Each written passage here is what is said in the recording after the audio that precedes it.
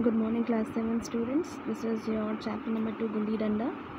This Gulli Danda is still played in some of the villages, and actually it's a game that is played with two sticks, and one large stick is known as a danda, and the other second small stick is known as a gulli. So the danda is needed to hit the gulli, and this account has been written by the famous Urdu and Hindi poet Munshi Premchand ji, and in this chapter he has described the account of his village life. Okay, now according to the author, Gulli Danda is known as king of all the sports. Why? Because it does not require any lawn, a court, or any other expensive equipments are also not required.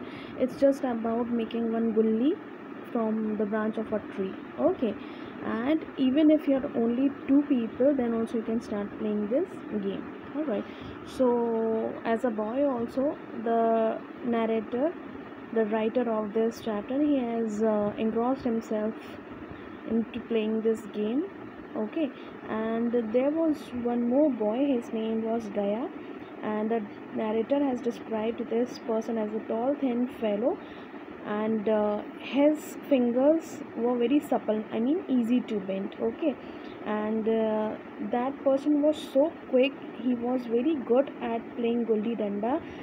So the writer has compared him as that of a monkey. Okay, and monkeys are also very quick and active, and so Gaya was. Okay, and whatever the shape of the gulli was, that fellow named Gaya, he used to pounce it on it, like just like the way a lizard pounces on on an insect. Okay, just with so quick ease and comfort. All right, so that is why the children of his age group, the children who used to play gulli danda with Gaya, they used to call him the champion of the gulli club. Okay, and whichever side he used to play, no no doubt he used to win that particular game. Okay, and the writer, he did not know who were Gaya's parents, what kind of a person was he, but everybody knew that Gaya was the champion of this gulli danda. Okay, so one day what happened, the writer and Gaya were playing. Okay, and he was batting and the narrator was fielding. Okay, so the writer was just bored of doing this fielding, and this Gaya, he was not allowing him to move. Okay, until unless he was out. Okay, and now the narrator was really very annoyed, and he said that he should run home, and he decided to run home. And but all of a sudden Gaya caught hold of the director and said ki, until and unless I complete my turn, you are not going to go away from here. Okay, so there was a small dispute between the writer and Gaya, as you can see. Okay, and so now both the children had started quarreling. Okay, so the writer was saying ki, okay, if you are batting for the whole day, do you expect me to go on fielding for the whole day? Okay, so he said yes. So the writer said, okay, shall I not go home for eating or drinking? He said ki, no, you have to be here. Then writer said, okay, am I your slave? So Gaya said, yes, you are, of course you are my slave, and now come on, let's play.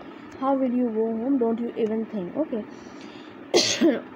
Okay, then he said, okay, you were having my guava, come on now, give it back to me. He said, no, it has gone into my stomach.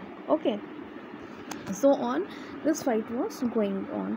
Then he said, then why did you eat my guava?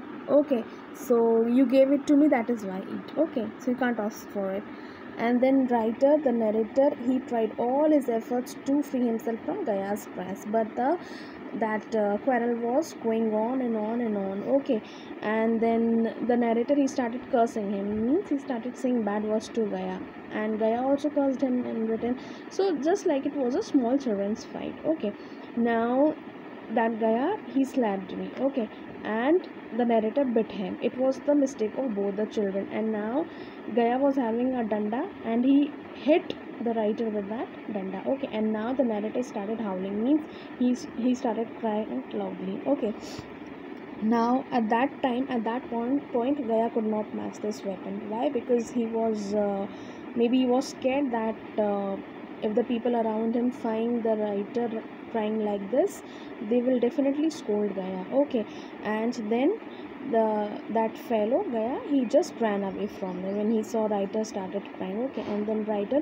he just wiped his tears and forgot everything, and then he started laughing. Okay, like a shameless creature, and he just went home. Okay, now after this incident, what happened? The narrator was transferred. Why? Because his father got transferred, so they had to move to a different city. Okay, and they had moved to a new place. Now, after 20 years, okay, let's see this picture.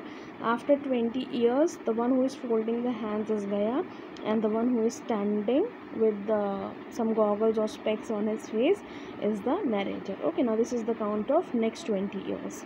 Okay, the narrator became an engineer, and he had a tour over one district, and by chance while touring that district, he by chance came to the same small village where he was there. He spent his days as a childhood. Okay, and over there he stayed in a dark bungalow. Okay, in olden days there were huge resting places especially for the government officials, and that was named as a dark bungalow, a rest house. Okay, and he just tried to refresh his old memories. Okay, to means brush up or remember his old memories. And when he went out, so he was a bit disappointed by seeing the village because the beautiful world was no more. Okay, he could not see that old village again. All right, the things were changed. Okay, now he saw 2 3 boys playing gulli danda. All right, so the narrator, he forgot, and he just called one boy and said that, do you know some kind of person named as Gaya? Does he live somewhere here? Okay, so the child said, Gaya, the groom. Okay, over here the groom means a person who was employed to take care of the horses or a stable. Okay, so he said, oh yes, I think so, just can you call him for a minute? Okay, then the boy ran off, and after some time he came with a short dark man, and in no time the narrator, he just recognized his old playmate. Oh, okay, that was Gaya. Okay, so he said, okay Gaya, do you recognize me? So Gaya said, of course Malik, how can I forget you? Okay, so they both were talking with each other. So he said, now Sahib, I'm Deputy Sahib's groom over here. I mean, I've been assigned the task of looking to take care of the horses and the stable over here. Okay, now the narrator, he also wanted to have the information about his childhood friends Matai, Mohan, and Durga. So he was asking about his childhood friends. Now he said, okay, then now Gaya replied that Matai is no more in this world, and Mohan and Durga are now postmen. And you, Sarkar? So writer said, I am the engineer of this district. Do you still play Gundli Danda? Now Gaya was somewhat surprised. Okay, so he replied, Malik, I don't have time. I have to earn my living. I don't have time. Okay, so the narrator said, okay, come, today we'll play Gulli Danda, and you will bat and I will do the fielding. Okay, I haven't forgotten that. He did not forget that he owed a batting. Okay, so Gaya said, okay, I will just play with you. And actually he was a laborer on daily wages. He was very small kind of a person, and the narrator, of course, he was the engineer of the district. Okay, so that is why Gaya did not argue. He said, okay Malik, okay Sarkar. Okay, then he went to the dark bungalow, to the rest house, and over there they both just